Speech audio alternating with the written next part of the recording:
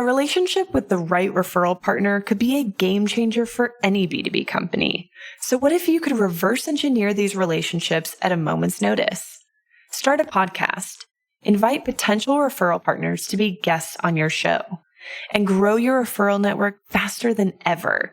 Learn more at sweetfishmedia.com.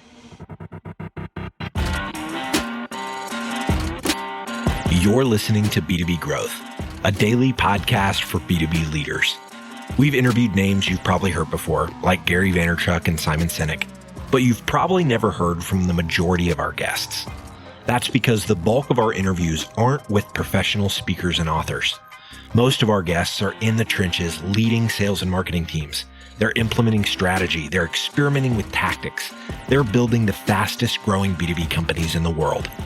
My name is James Carberry. I'm the founder of Sweetfish Media, a podcast agency for B2B brands, and I'm also one of the co-hosts of this show. When we're not interviewing sales and marketing leaders, you'll hear stories from behind the scenes of our own business. We'll share the ups and downs of our journey as we attempt to take over the world. Just kidding. Well, maybe. Let's get into the show. Welcome back to B2B Growth. I am your host for today's episode, Nikki Ivy with Sweetfish Media. Today, I've got Colin Findley, who is VP of Business Development at ProfitSword. How you doing today, Colin? Good, Nikki. Thanks for having me today. Yeah, no problem. I'm excited to talk to you. Colin and I are going to be discussing financial business intelligence and how knowing your numbers can help you create a culture of long-term growth. So super excited to dig into that. But before we do, Colin, I would love it if you would just real quick give us some background on yourself and what you and the folks at ProfitSword have been up to these days. Sure, and thank you for that opportunity. Again, my name is Colin Findley. I work for ProfitSword basically from its inception in the early 2000s, if you will. But I also spent 25 years in the hospitality industry. So I literally grew up as a youngster coming up through hotels and whatnot, and then joined ProfitSword as it began to take off mid to late 2000s. And we've been now for the past 14, 15 years, we now have almost over 100 companies using our solutions. And that represents somewhere between 3,500 and 4,000 hotels and senior living organizations across the country and even internationally. Wow. So a wealth of knowledge and experience. I'm so excited to pick your brain today. And one of the first things I want to do is just have you put this conversation in perspective. Give us a little context here. When you're thinking about financial business intelligence, who needs to really understand what the numbers are that they can control and affect in an organization? The short answer to that is everybody. At every level of the organization, it's important that you know exactly what you are doing and what you can control. And it doesn't matter if you're a senior level exec or a floor level supervisor. You have to understand your role and how that affects the finances of the company. I have found that companies that do that are much more successful in the long run and eventually have a better projected path of growth than those that hold the numbers tight to the vest and are afraid to share with their lower level managers because of whatever fear they have. But we have found that those that get their lower level managers involved in understanding the business and the finances, that tends to be a much more successful approach.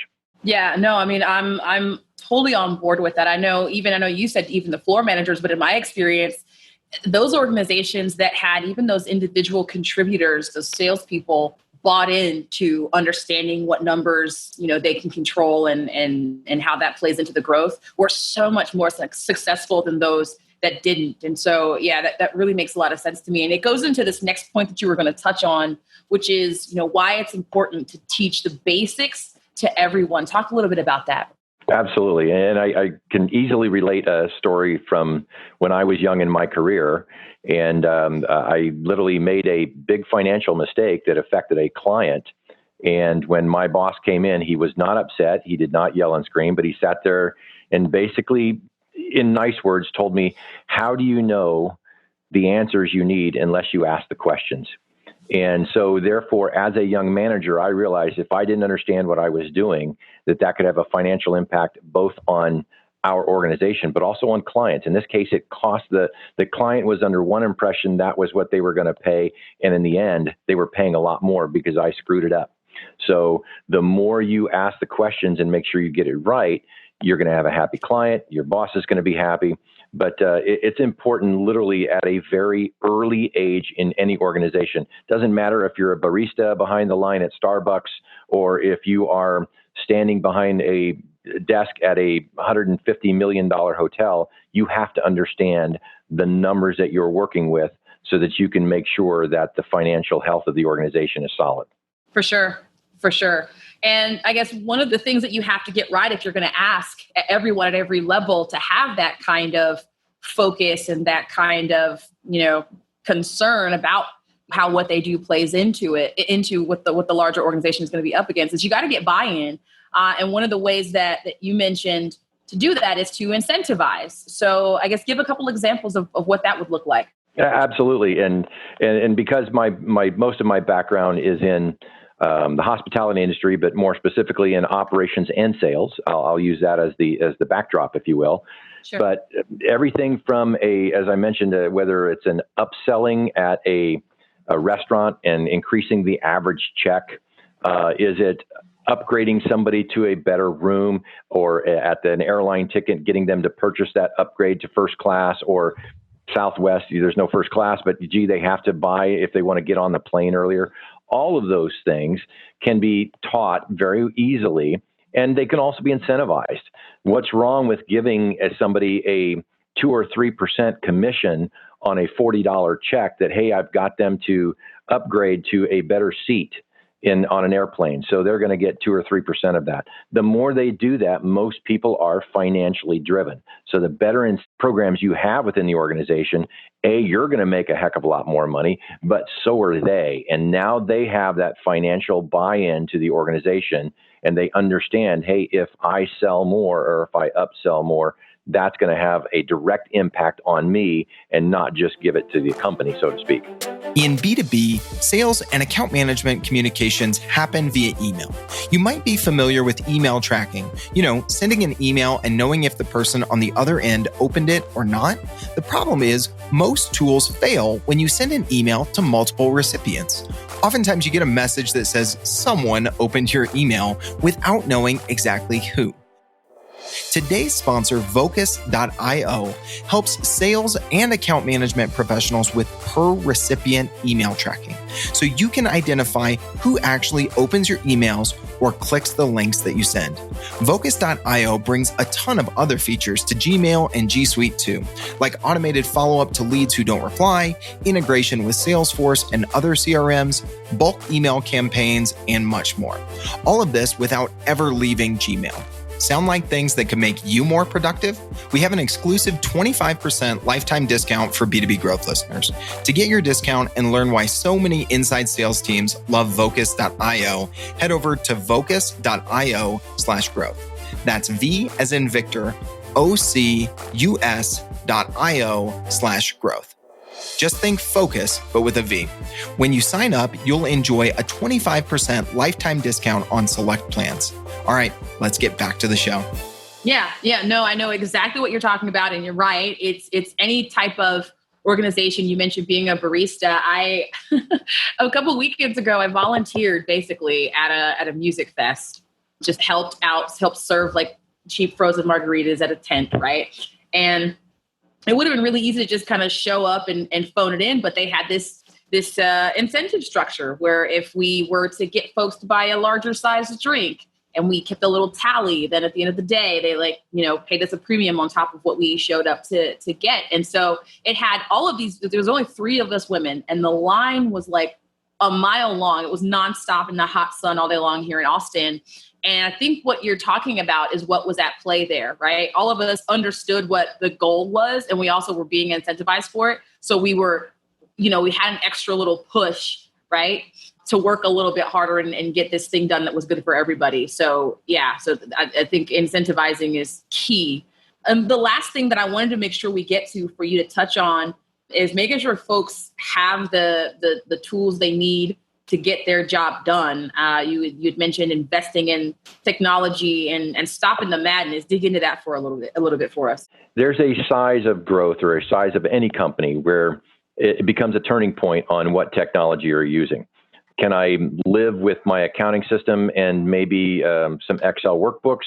Do I need additional tools? Do I need a business intelligence solution of some sort?